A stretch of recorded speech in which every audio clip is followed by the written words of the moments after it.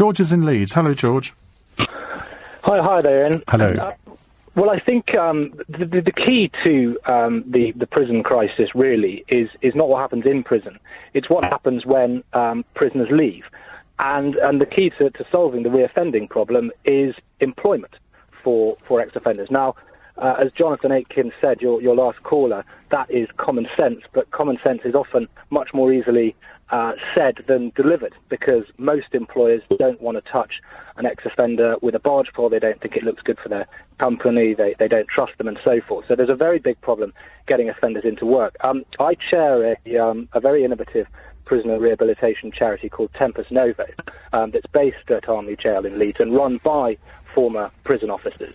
So they're not third sector lovies who think we just need to go soft on crime by any respect. But we do want a system that works. And as David Gauke said in his speech today, prison is the punishment. The punishment shouldn't extend after you leave jail and serve your time. And what Tempus Novo has been able to do effectively is be the liaison between ex-offenders and employers. So going to employers and saying, look, we can vouch for these people, we understand them, we work with these kinds of people on the wing, and we can support them. And the offenders, the ex-offenders, are so grateful, obviously, to be given that chance and that opportunity, and critically, actually, some self-respect, which people forget is so important. And very many of the people who go into our prisons have never really had much respect in life from anybody.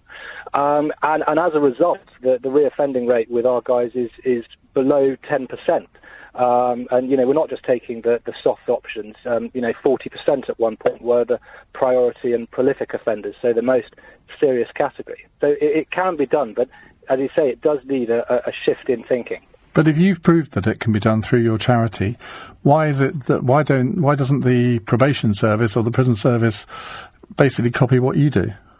Well, that is starting to happen. We have a huge number of referrals from the probation service. We've had everyone from the Chief Inspector of Prison in Scotland downwards, looking at what we're doing, and we have been involved, liaising with government ministers. But, these things take time, and there is a big problem, actually, with I won't go into too much detail and confuse your listeners, but the way that, the prison service can not outsource, but work directly with charities that are effective, and actually the procedures can be incredibly bureaucratic, and much of the work is given to these huge sort of Leviathan-type entities that, are often quite unwieldy and ineffective, because the government doesn't want to deal directly with the smaller outfits that can be much more successful. What would you say to an employer who's listening to this now, who thinks, I just couldn't employ an ex-prisoner? What if they recommitted a crime? It would reflect bad on my company. Well, I think, that is obviously, a concern, and it's a legitimate concern. But often the biggest reason people go back, they commit a crime again is because they have got, they don't have work, they've got no employment, and they come out of prison very often with the best of intentions.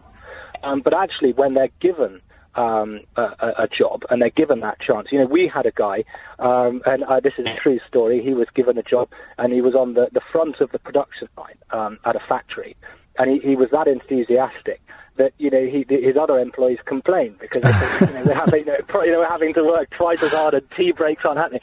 I mean, the retention rate with us is 86%. That people staying in, which is higher than the proportion of the population nationally.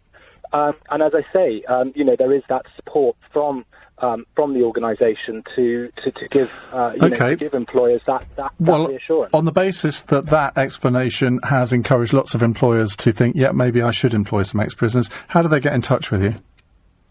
Well, we have a website, tempusnovo.org, and they can go and have a look, and there's a contact button, and we would very much encourage them to get in touch. A lot of these guys, they're desperate for a chance, and, you give them a chance, and they seize it with both hands.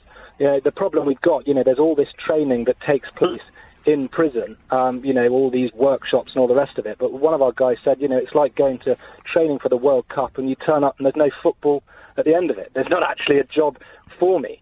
And it's a huge problem. It's something that all of us in society have a stake in. I mean, it costs more to send someone to prison for a year than it does to send a boy to Eton College, which is a totally unsustainable situation to be in. George, what a great call to start with. Thank you very much.